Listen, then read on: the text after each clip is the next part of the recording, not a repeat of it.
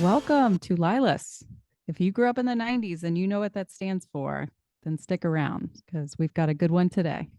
It is a super special one today because two huge reasons. One, this is episode 20 and we are closing out season one. OMG, did you ever think that we would kind of get here, folks? I mean, I believed in us, but it feels good to have 20 episodes and then just the lineup that we've got going for topics and kicking it off today with our first ever guest to the LYLAS podcast. Oh, so excited. Yes. And so this is our very first ever guest. And folks, definitely want to take some notes, share this with every female in your life, anybody that has a beating heart, basically, this episode is for you. And we keep saying that because when originally with our podcast, we thought that this was just going to be for chicks. But the more that we do this, our listener base has just continued to grow. And we want to thank all of you all for doing that, for your shares, for your likes, for everybody who's just joining us. Thanks for coming aboard. Check out our previous stuff. And like Jen said, we have some really cool things like headed your way. And with that, I'm going to go ahead and introduce Julie. Hey, Julie. Hello. So, Julie is the National Senior Advocacy Advisor for the American Heart Association. And what a cool and large title and job that you have. I mean, it's amazing. It is. It's I get to wake up and go to work every day doing something I love and something that really does make a difference. And that's all we can really ask for at this point in life is it something that I'm really passionate about and something I'm happy to do? And I get to say yes. Oh my gosh, you're so lucky because Jen and I are like at this place where we don't know what we're doing. And so I was thinking the same thing. I'm like, man, you're so lucky. So it is possible. It is out there. Julie is representing it right now. So fun story though. Julie and I have been friends for, I don't even, no good at math here. So many years at this point, but our friendship actually formed through competition. And basically, Julie and I are both pageant girls, and we met at a state competition and competed against each other in it. Against each other, I think like twice. And I'm using the word against, but that's not fair, I don't think, to the environment that true pageantry is. It's all about like friendships and, you know, the women that I've noticed that compete in that are all empowering, they're educated, they want to be role models to their daughters, to their communities, and really take an active stance in making things better. And the first time I met Julie, it was like love at first sight because her personality is just so bright and she's fun and she's one of the most real and authentic people I think I've ever met in my life. And anytime that she's doing something, I'm always like there to be your cheerleader because I admire you so much and have gotten so much out of our friendship. And I'm just really honored that you get to be our first guest on here. Well, thank you for having me. And the feeling is more than mutual. Pageantry does bring the competition side out of women, but there is the time that we end up having friendships like this that grow out of it. And we have a couple other very close friends too that have become part of our life. And for, if anything, the money we've spent and the time we've spent trying to make somebody choose us as a title holder, truthfully, people like you are the reason that I'm happy I've done it for a long time. Yeah. Oh, that's so sweet. I know, me too. I just think it's so fun. So with that being said, there's our fun backstory as part of LYLAS, right? But with this, you know, heart disease is a major killer in women, right? It's the leading cause of death in women. And that's needs to maybe sit with our audience just for a minute or two because it is the leading cause, you said. Mm-hmm. Wow. Yeah, I think we oftentimes think of men typically having, heart issues. You hear about heart attacks. My dad personally, he passed away from a massive heart attack. Heart disease runs strong on that side of the family. So it's something that I've been conscious of and that I know is a risk factor, but I'm really interested to learn today some of the other things to look for as a woman in this in this age range that we're in, 35, to 55, this middle age kind of time in our life, and what we should be paying attention to, and what are some things that we can do now that hopefully will help prevent some of these early deaths, like my own, like my father. So I'm really interested to hear and just to learn a little bit about your role with the American Heart Association, because I find it just so fascinating how people get into their professions, especially since you have found one that you love. Yeah, absolutely. So, as a National Senior Advocacy Advisor, I actually just started this role it earlier this month. So before that, I was the Government Relations Director in West Virginia. So my job has been traditionally going to the Capitol in West Virginia, working with state policymakers and going around the state of West Virginia and working with local policymakers to pass policy that can increase access to healthcare and create healthier opportunities for West Virginians. We have terrible health outcomes. We know that. We are horrible on every list. We lead the state, we lead the nation in hypertension, we lead the nation in cardiovascular disease. We have the highest smoking rates. Our kids have the highest vaping rates, including middle school. So when you look at those types of challenges that we're faced with, uh, it's interesting because we also live in a very conservative state, Mm-hmm. and sometimes it is hard to get people to really see that yes, economic development, creating jobs in the state, helping West Virginia grow are all very, very, very important things. But imagine how much more successful we could be if we are equipping those jobs, if we're creating a healthier workforce, longer lasting, healthier workers who aren't taking time off because they've had a heart attack or taking smoke Right. breaks throughout the day. Mm-hmm. Or dealing with those health complications. So a big part of my days have been spent, really working with policymakers, stakeholders, leaders in the state, including coalition partners, our educational, universities, folks like that, to strategize and come up with ways to pass policy that can help increase access to healthcare.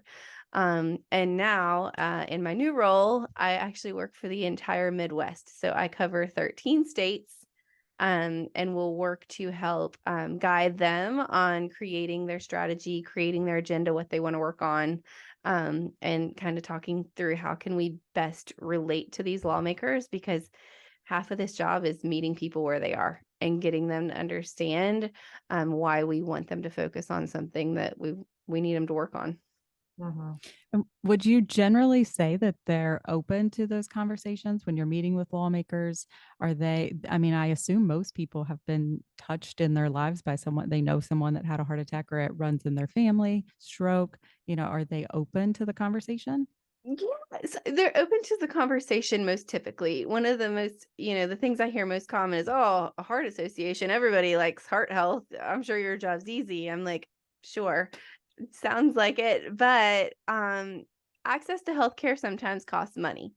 We need to allocate funding from the state budget. And that's where we really hit a wall a lot of times, is people can be really, really supportive up until they're not. And we also have, there's still a culture in West Virginia where we have groups like Big Tobacco that still fund a lot of campaigns.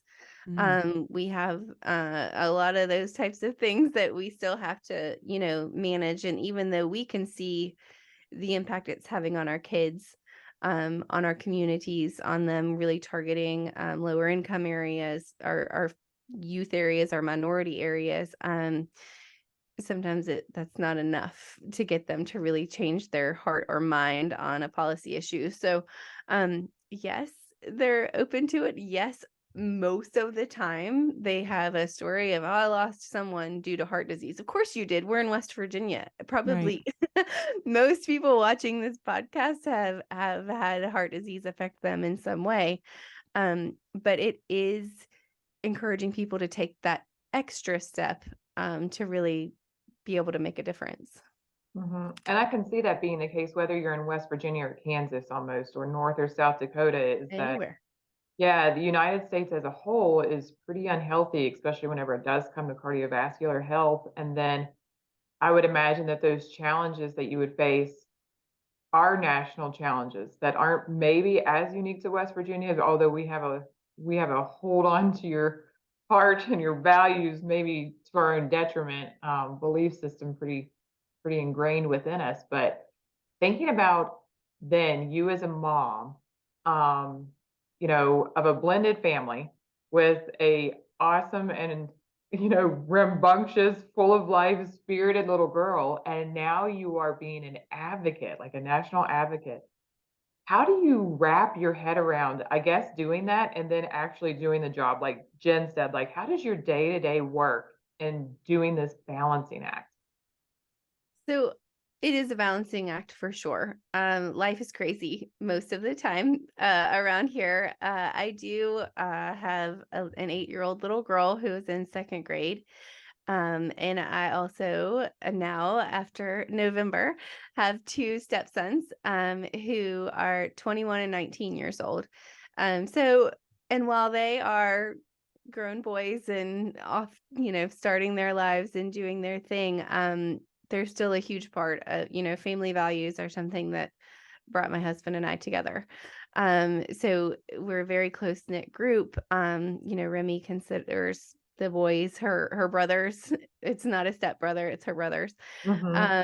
Which is cool because I think that it allows us to really look into how the work that we do does affect the people that we love, right? So I get to work on things that impact them. Hmm. Vaping doesn't discriminate against the family. I work for the Heart Association and preach to them and their friends all the time, stay away from the vaping. It is, you watch the issues that you get to work on really have an impact in your life. And as I watch our middle school vaping rates in West Virginia be the highest in the nation, my little girl's in second grade. What is that going to look like by the time she goes to middle school? And how can we start implementing change now to make sure that it's not, the epidemic that smoking became in West Virginia? They're dangerous, and we don't know all of the health outcomes. They've not been out long enough, so there's no way for them to say that they're a safe alternative to smoking. And you're smoking a pack of cigarettes every time you use one of those little jewel pads. So, managing all of that is a lot. The day to day is I do have I get to work from home most of the time. I do travel for work, but not a ton. My husband travels a good bit for work, so when I can, I try to go with him because, let's be fair, I have the Midwest, but his states are like Florida, Georgia, Alabama, and West Virginia and Kentucky. So he's way more fun to travel with than I am. Warmer, nicer, bourbon trail, all the things. So it's certainly putting in the work and advocating and living a life where you are living by example.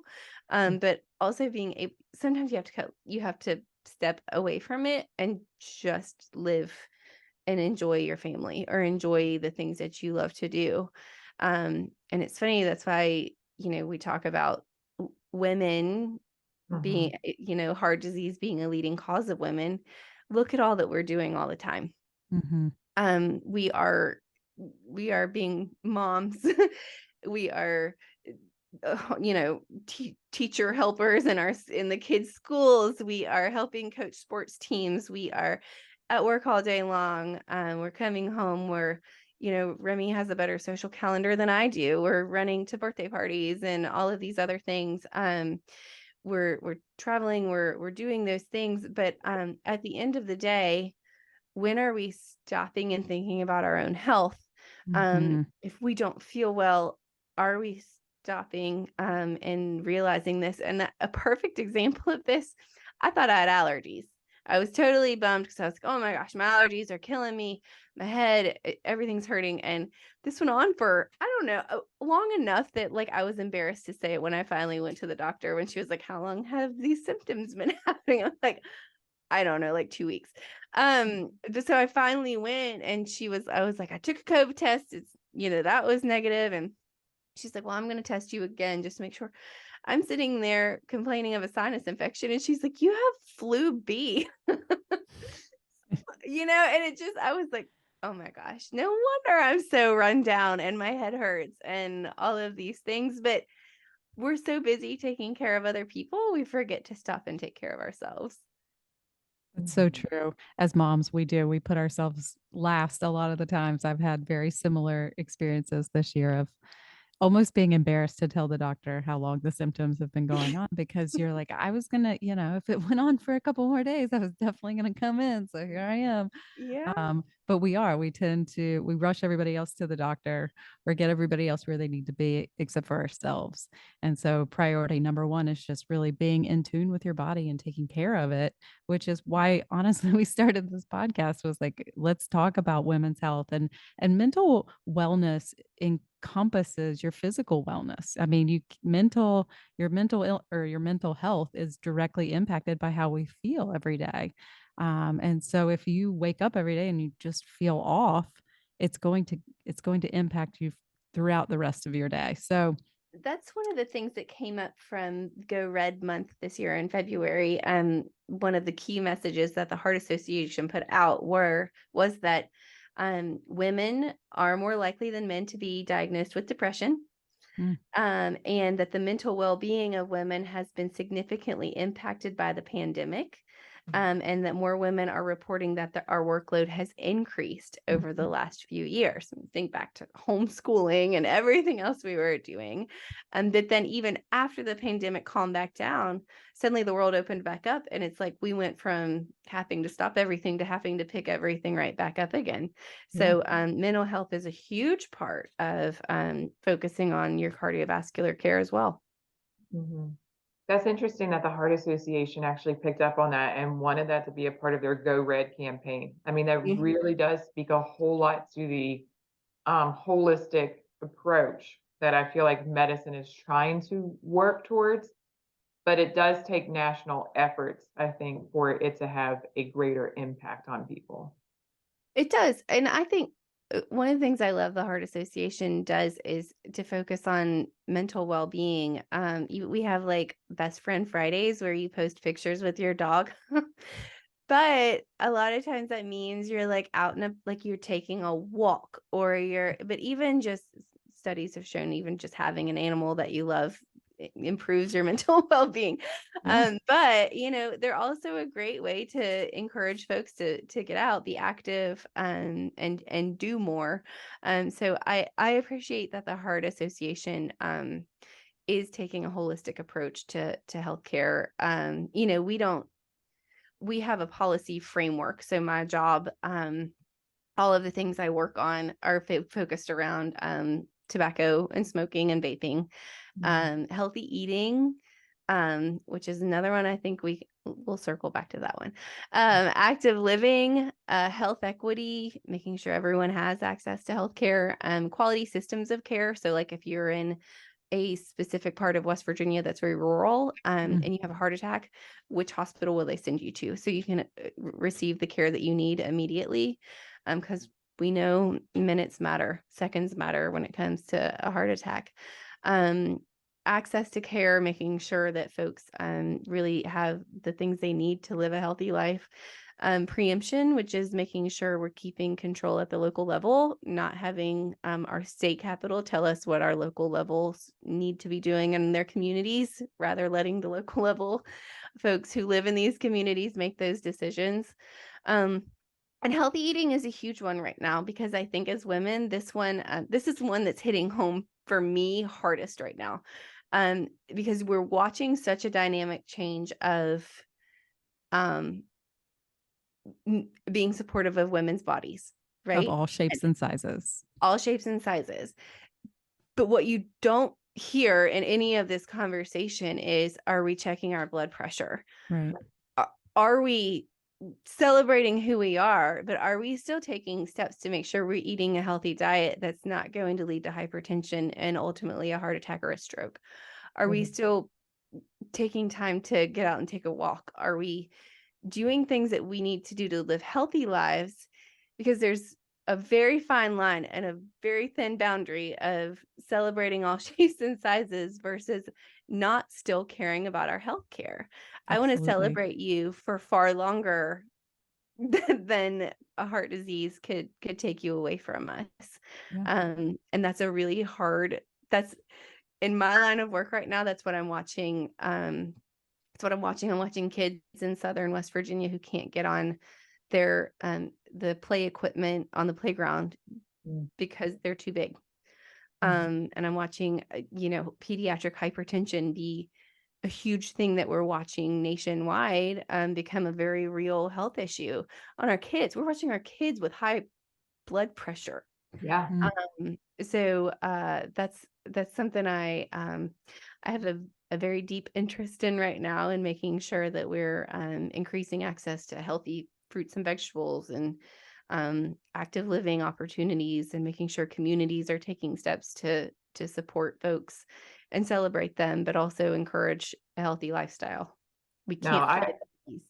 what you were saying just speaks to my heart so much because, working just for a few more months in a very clinical and health related perspective, whenever I'm on the health psych side of things, I am trying to do that delicate balance of, yes, we want to promote like self-love, confidence, who you are as a person. And also there are these other health metrics that we need to be mindful of. And that is a balance. And I think that it's not a this or that, or just kind of, all or nothing kind of thing. This really does come to all of us come to the middle and just recognizing, yes, we can be different shapes and sizes, but it's also important that we are taking care of ourselves and not exacerbating health conditions, not also, modeling unhealthy behaviors for our kids, because, there was a time, as you talk about children with these negative health outcomes, that type 1 diabetes was the only diabetes that we ever saw, A, in the entire world. And then B, we were diagnosed as children. And now we see that type 2 diabetes is getting diagnosed in kids. And the main reasons are lifestyle related. I mean, it does come back to that. And so while it's nice to embrace certain things, I think it also comes down to understanding the health consequences with it. Because, one thing that's real important is, us and, me and Jen, rather, in our 40s, are wanting to be around whenever our 8-year-olds, because we've all got a slew of 8-year-olds, are maybe having kids. And if I'm not taking care of myself, if I'm not doing health preventative actions, or, going to my doctor whenever I need to, then I'm not going to be able to play on the playground like Jen's mother-in-law does, with Jolie and Jack. Like, I'm going to be sitting on the couch wishing I was that person out there. And I don't want the decisions that I am making now about my health or about my body to then be limiting to what I'm able to do later. Because talk about depressed. That's whenever the other side of this thing kicks in for me from a professional standpoint, because then I'm talking with those grandparents who are then sad because they've let themselves go to the point where retrieving elements of health are pretty hard to get to. Not necessarily impossible, but hard. And that's because of the decisions that we are making now and how that does impact us longitudinally, like within our lives. And so I really appreciate you saying that. And I love that the Heart Association is also recognizing that very delicate balance. And also, it's about our heart and cardiovascular health. And we know that these certain risk factors do increase our likelihood for stroke, heart disease, and, terminal. It's terminal. Yep. Yeah, from my perspective as a school psychologist, I can totally relate to what you were saying with seeing children on the playground not being able to access the equipment. And I had a teacher come to me in the last few years concerned about one of her students for good reason. And she was like, what's our role in the school? How can we reach out to these parents and just talk to them? And that became a very uncomfortable place to be in my role as well, because it doesn't fall under necessarily the need of special education or any kind of evaluation for special services. but it did feel wrong not to address it on some level with the parents to just, I mean, the little girl herself had written a letter to the teacher essentially asking for help. And it was really, it was uncomfortable conversation. We ended up calling the parent, just having a very frank conversation about, have you spoken to the pediatrician? And this was a very young child. You know, I would assume that she had type 2 diabetes at this point, but she really struggled with just accessing the school environment. And you have to think, as adults, we can't just turn a blind eye to that. You have to acknowledge the fact that this is becoming more prevalent. It's not like one student in a school, you're seeing like one in a class, or it's becoming much more. In general, I think a lot of our youth are just more sedentary than we were as kids. And Yep. yeah, that activity piece is really starting to show, unfortunately, in addition to our dietary habits and what children are served in school. And that's hard, having worked in a low income school for several years, and then my son goes to our neighborhood school. Just seeing the difference in what's offered in the breakfast and the lunch, and these areas of deep poverty, like you're talking rural West Virginia, just even the food that's offered on a daily basis to Yep. those children are most at risk are unfortunately some of the poorest nutritional They do. foods. And last year I passed a bill in West Virginia that made sure any new construction in school or major renovation has water bottle filling stations instead of like the water fountain and water bottle filling station. So that kids can fill up their water bottle. They can drink water all day long, which, as we know, it helps with their cognitive, their abilities to concentrate, keeps them they're not starving to death by the time lunch Right. comes around because they've had water throughout the day. It's just, they're hydrating. It's better for them. And even getting like lawmakers to see, a guy stood up on the floor because one of the things was like, they have to be able to carry water bottles. You have to let them carry water bottles.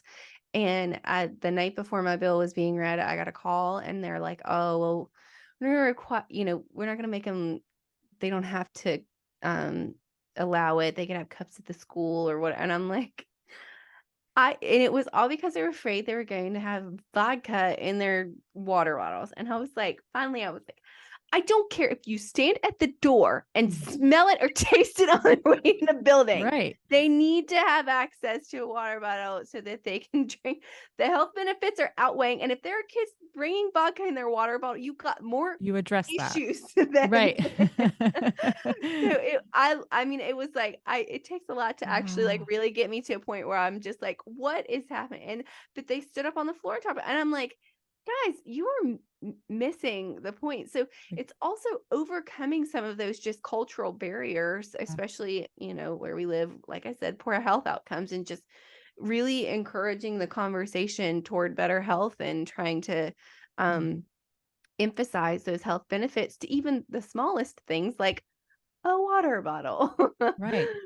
So For children, like you're not even for asking children. them to refill a water bottle every day. You're like, no, just so that your kids and your grandkids have the opportunity Yeah. So to you refill can. their water bottle. I mean, it's stuff like that is, I bet you have so many stories of things over the years that where you're just like, I don't understand how everyone can't agree with this. Yeah. It's the biggest, I will say, as someone who works in government relations or strategy behind advocacy, finding common ground and meeting people where they are is the it's the number one way to be successful in your job. It is also the absolute hardest piece to the job, because there are some people that I sit down with and I'm like, I don't know. We're gonna I don't know if we're ever gonna let's find dig that here, page. because I'm not there yet, my friend. But it's an important piece to it. But those most difficult ones, though, once you get them turned and going the right way, can end up being your biggest advocates. So it's an important piece to it. But sometimes I always joke that my blood pressure goes up. I'm like, you cannot kill the Heart Association lobbyist. That is not a good look. Right. No, that wouldn't work out too well, would it? No. So what would you say then, like if for our listeners that are out there right now, what signs and symptoms would you tell them maybe just to be more aware or pay attention to or talk with their doctor about from a preventative standpoint, and just so that way we can be around to be those grandparents, so we can be around to have those healthy types of relationships, interactions, all of that. Like, what would you say? So the first thing I'm going to say is listen to your body. Listen to your body. Don't be afraid to, if something feels off, it probably is. So don't be afraid to take the step and do what you need to do, whether it's rest. Sometimes that's literally what's wrong. We need to rest, whether Mhm. it's rest, whether it's taking some mental health time, take a walk, clear your head, or if you need to go to the doctor, like I said, don't put that off. Um, Start thinking about what you're putting in your body.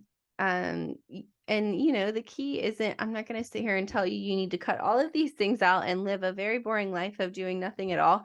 Because that's not how I live my life, but I am going to tell you, think about the balance and think about, what are you putting in your body? How much of it are you putting in your body? And how is this going to impact you, as you grow?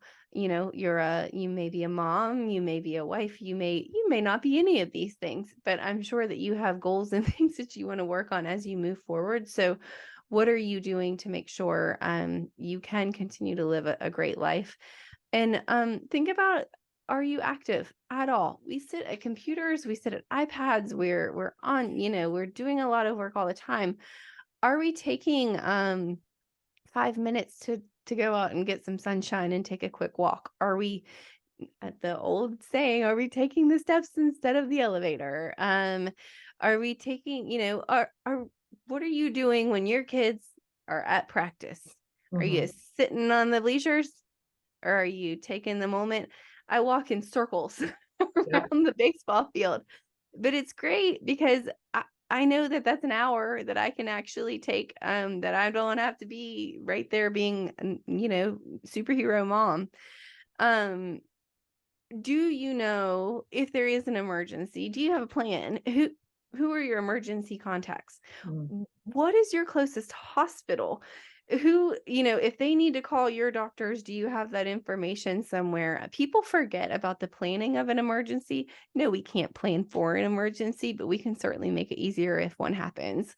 Right. Um, and the other thing is, I'm going to give you the infamous signs of a heart attack and stroke, because these are two very important things.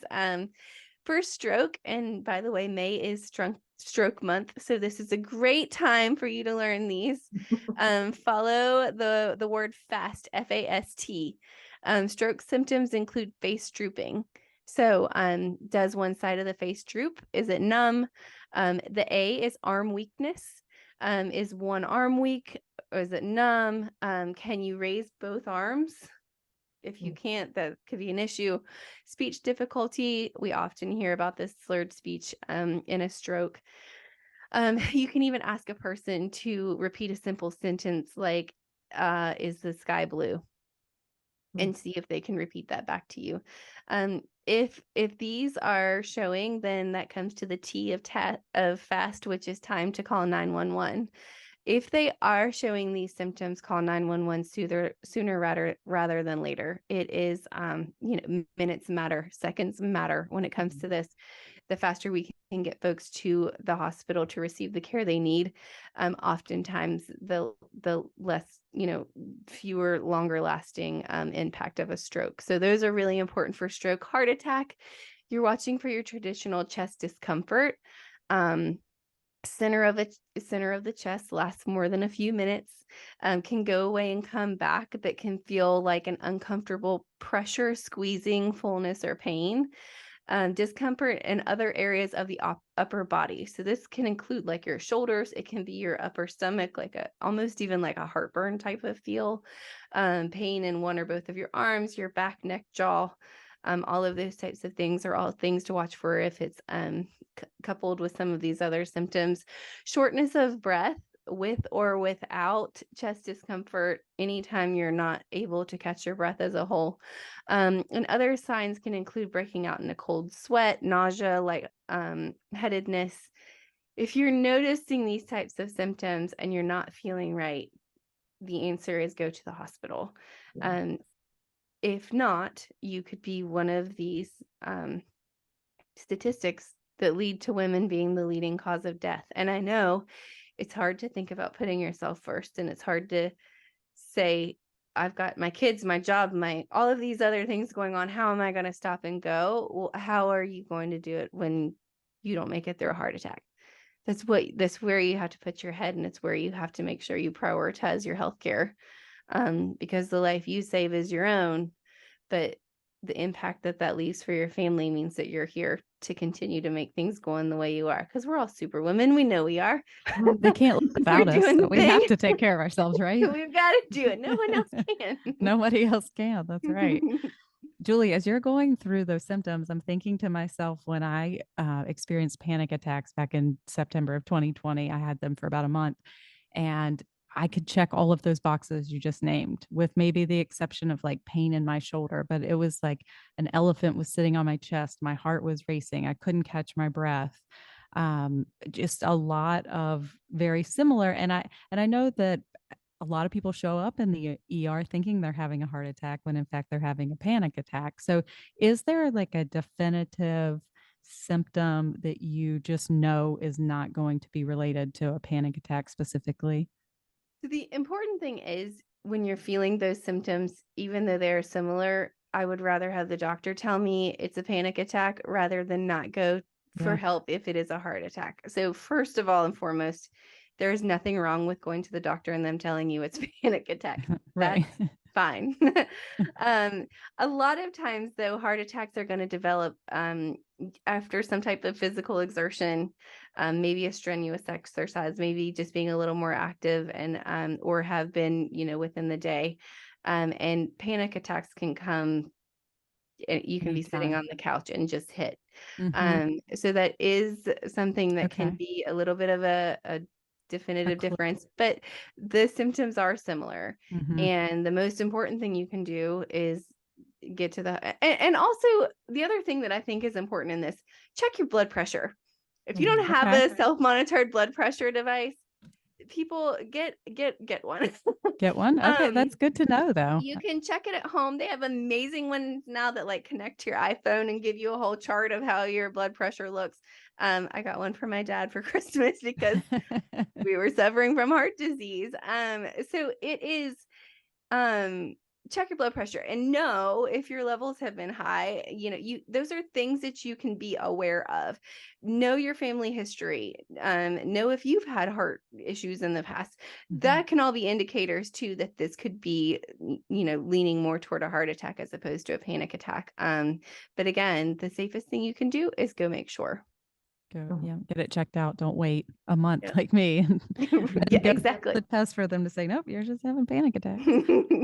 Yeah, definitely get help as soon as possible. I was also thinking that we typically think of older people like our parents' age, maybe in their 60s, 70s. We think of them having more heart trouble. My dad was 59 when he passed away from a heart attack, but I just, as you were talking, I was thinking about, I was in an Orange Theory class and had a guy, my 40-year-old guy beside me, have a heart attack on the treadmill. So again, what you're saying, like during that physical exertion, it can happen, unfortunately, to someone our age now that we've crossed that Yeah. threshold into midlife.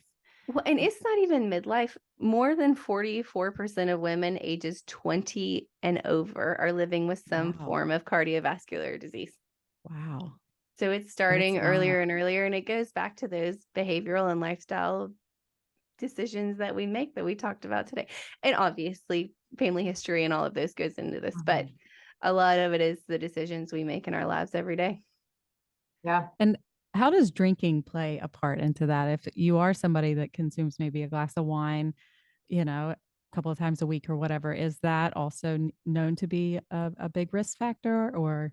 It can be, again, moderation is key. Making Yeah. sure you're not out, if you're out at the bar slamming 6 and 8 beers a night or whatever. That's not healthy on any level. So, and it goes back to too, drinking can increase your heart rate. Drinking can put weight on you, which also leads to heart disease. You know, it just goes into that full picture of, if we truly are trying to prevent heart disease, then we need to take the steps as an entire lifestyle change, not just making 1 or 2 of them. See, I had always heard that red wine was like a glass of red wine was good for the heart. Yes, Is that and still a thing? I think that's still a thing, right? But it's just in moderation. In moderation, right? Not Maybe not this every day. glass. Yeah, right. The actual 8-ounce pour. Right. Right, that's so funny. Well, and I think that those things are important. And I like how Jim brought up the whole panic attack issue because, again, you know, whenever somebody comes into the office, that's often one of the first things. Did you go to the ER? You did? Great. Then it is definitely a panic attack because then we know that their cardiac profile's already been checked out and assessed, and we don't have to kind of, you know, go down that as also a possibility too. And so, gosh, what great tips. This is so nice for you to have been able to talk about all of this. If you have like a few more just moments, one of our listeners has a great interest, I guess, in knowing how to really change and better our communities. And you are the absolute expert in this because I think, didn't you pass 22 bills last year? Not last year, but in my tenure as a lobbyist. That is amazing. And just to think about like to be able to pass a bill is a very challenging thing, but to have the impact to have 22 within the course of your career, you have really helped to shape the healthcare environment truly in West Virginia, and particularly for women, I think in West Virginia too. Um, with that, if somebody is listening to this and really feels passionate about the Heart Association's mission, about what you're talking about, may have lost somebody to heart disease, how would you recommend them getting involved or them supporting your causes? Because we all know that, you know, they're doing what our constituents want, right? And if we can maybe get some of our constituents to, our voters to be more active in changing some of these things, it could help to improve the healthcare. So what would you say? Yeah, so the first thing is getting involved in advocacy is one, you're a voter. This is absolutely your right. You're the one making the decision to send these people to make your decisions for your community and state. So the first thing I always tell people is do not be afraid because they are not above you. They're who you've chosen to help make decisions from your area, but they're, you know, they're not anyone more special or inclined to what you need in your life.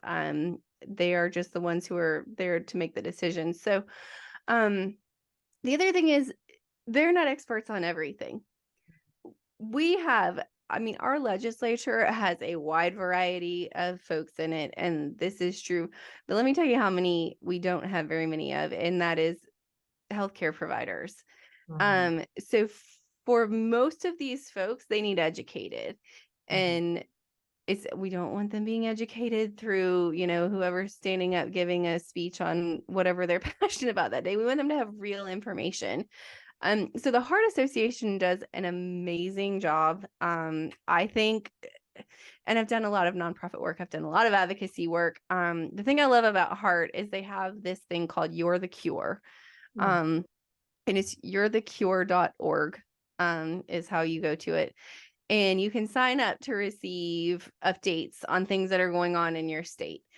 But you get to like choose what's important to you. So if I don't care about quality systems of care, I don't have to receive updates on that. But if I really do care about youth vaping, I can receive updates on that.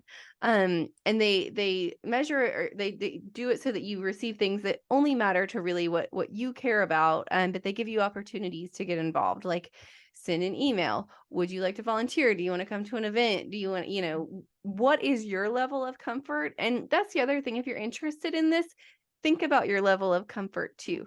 Are you wow, this year I really feel like I could do a heart walk team. Me and my girls are going to come. We're going to have a funny name from well, I think we were the Red Hot Chili Peppers or something last. I forget. I'm gonna have a fun name this year, and we're gonna go do the Heart Walk and raise money for the American Heart Association. Mhm. I'm going to go to the Go Red Ball. We're gonna get dressed up this year. We're gonna go. It's so much fun. Or wow, I really actually this girl is dynamite at talking about policy. No, I'm kidding. But I am interested in that. How can I get involved? And that's where you decide, do I feel comfortable talking to a legislator? Do I Mhm. feel more comfortable making a phone call? Would I rather just send an email?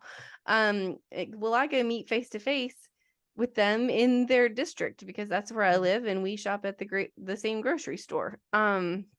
It's all about just deciding who, you know, do you want to go march and like protest? We don't typically do that for heart health, but there's, who knows? Yeah.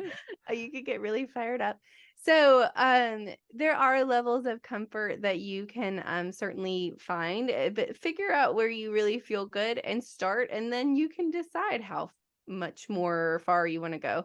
I know I've got a group of an advocacy committee that I go to. Those are people who I know, they're leaders in the state who they're not afraid to make calls, go visit, talk about things. If you're something you're really passionate about, and that goes beyond heart health too.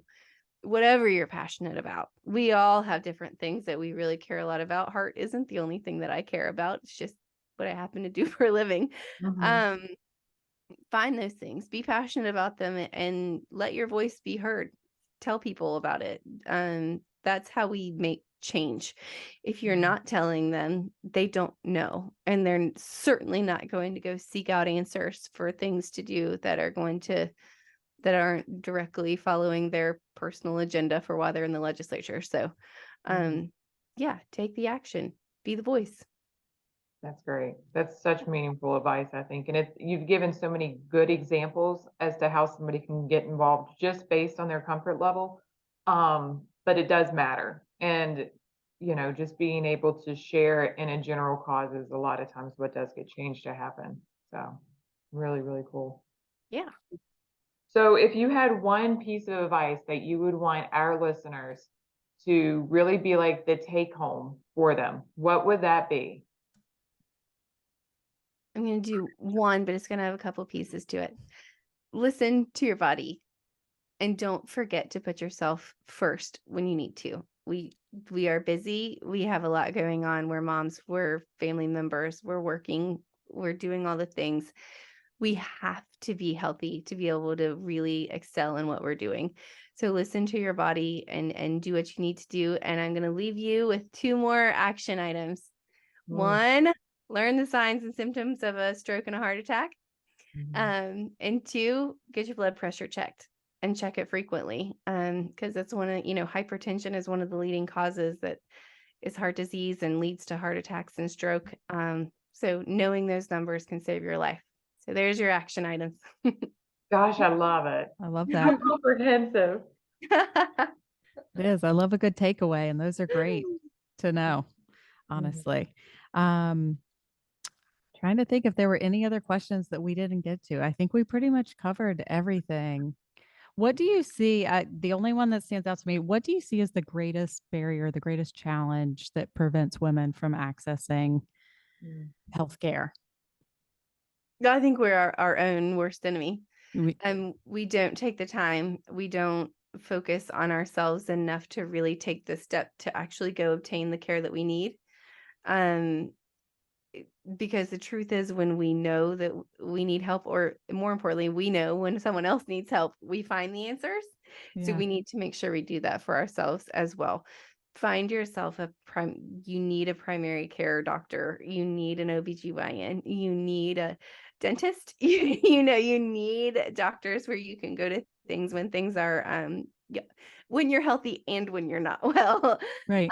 Because those frequent checkups and just making sure everything's good to go is very important, because the moment that they're not, the earlier you know, the better. Mm. Yeah, I feel like we sound like a broken record, like take care of yourself, but ultimately that's what we're not doing. We're the And ones so I not guess we doing have it. to, right. So I guess we do have to be a broken record if we want things to change. That's right. But it's so true that we put it off. I think about my own self, or like, even as a mental health professional, I put it off for a whole month of enduring panic attacks before I went in. So, if we all can still learn, we can learn from this to put ourselves first and to have no shame behind that. Good. And don't be afraid to share your story either. I think that's another thing. We can be a broken record, but like be a broken record in a positive way. Take your blood pressure and say on your social media, I just took my blood pressure. Great news. I'm in a regular range. Or, hey, I saw these signs of a stroke. I wanted to share in case you could benefit from learning, because you can benefit from learning the signs too. Don't be afraid to share it with your loved ones. My 8-year-old knows the signs of a heart attack. Don't be afraid to be that person that's continuing to educate, because peer to peer, we listen to one another. We can sit here in this group of middle-aged girls who are like just trying to get it all together and figure it out. And who am I going to listen to? Probably more than anybody else is you two, because we sat and had a real conversation about it. So don't be afraid to share what you're doing to live a healthier life, what you're doing to balance your healthy eating and your physical activity, or it doesn't mean that I feel like when we share those things, we feel like, oh, what's she doing? No, we're supporting one another and we're living longer, healthier, happier lives. How are we reducing our stress? Yeah, just thinking about that exactly. too. I mean, exercise is a great way to do that, but just sharing that, sometimes you feel like you're putting things out there. People are sort of rolling their eyes, but you're right. It's demonstrating, it's being that example of a healthy lifestyle. Is everything going to be perfect? No, but pick your poison, right? I hope they roll their eyes and then go for a walk. Blow off some steam. That would be great. I love that. Well, thank you so much, Julie. This has been just fun, first of all, but informative, and just something that really, I think, means a lot to both of us. So thank you from the bottom of our heart. Thank you for having me. And guest. All of us in our red, we nailed it. We didn't even plan this. I mean, that's the best part. We had no conversation about what to wear. Yeah, as Jen said, thank you so much. I do feel like that this is a very important message for women, for everybody to hear. The fact that you so eloquently went over the signs and symptoms, I hope that that kind of sticks and resonates with people. And again, just seeing your success here in this state, I am so excited for what you're going to do nationally. And, I'm really proud. No, I love you. Thank you. I know, it's just so cool. It's so cool to have good friends who are doing really cool things, and like as she said, be their cheerleader for them instead of the critic. Yeah. I just think it's really great. So thank you. You guys keep it up too. International podcast, national podcast. You're killing it. This is amazing, and it's stuff people need to hear and want to hear. We're all real women. That's right, we are. That's for sure. All right, Jen, where can they find us? What can they do? Find us on our Facebook page, the LYLAS Podcast. Find us on Instagram at the LYLAS Podcast, or go to our website at lylaspodcast.com. Until next week, this is the end of season 1, episode 20. Until next week, guys, LYLAS. We are out.